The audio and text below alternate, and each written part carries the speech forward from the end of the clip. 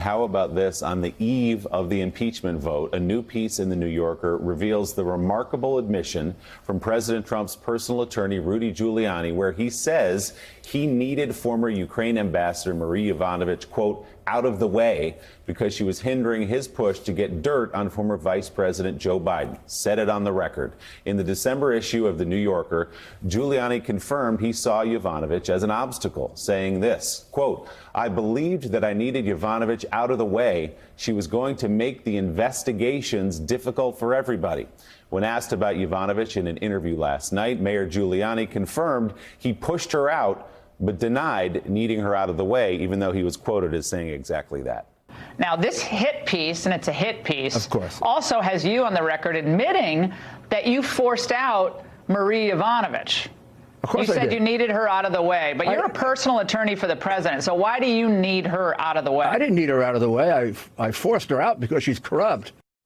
The New York Times reports Giuliani spoke to President Trump a couple of times earlier this year about how Yovanovitch had hindered efforts that could be politically helpful to the president. Keir, you cover Russia and Ukraine closely. You've been watching this story from the beginning. Yeah. As I said earlier, it's very rare as a journalist when one of the lead figures in the story just comes out and explains exactly what happened and confirms everything you've been reporting. Yeah, exactly right. And, you know, people, I think, will be looking on with some kind of stunned amazement around the world. At the same time, of course, no surprise, because effectively this is a domestic political fight for many around the world. That's how they're going to view it.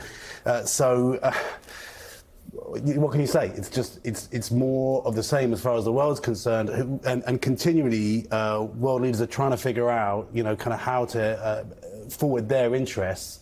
For Ukraine, they have put themselves in a crisis with this. And Richard, this just confirms what Rudy Giuliani said again on the record to the New Yorker, quoted as saying this. It confirms all the testimony we heard in the Intel Committee from Ambassador Yovanovitch herself, Fiona Hill, Gordon Sondland.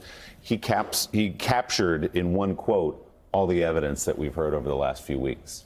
Yeah, I don't think there's a lot of doubt about what happened. And this was as explicit as you get. It really was the Perry Mason moment, except we didn't have to wait to the last 2 minutes of the show.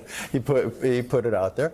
And then the real question is going to be if Senate trial actually happens, does this rise to the level of high crimes and misdemeanors? But I think the argument, which the Republicans keep going back and forth on, about what the facts are and whether any of this happened, I think that's done. I think the only real question is to evaluate the significance of it and whether it warrants impeachment. I think that's kind of where we are. And once again, Joe, Rudy Giuliani just says it out loud.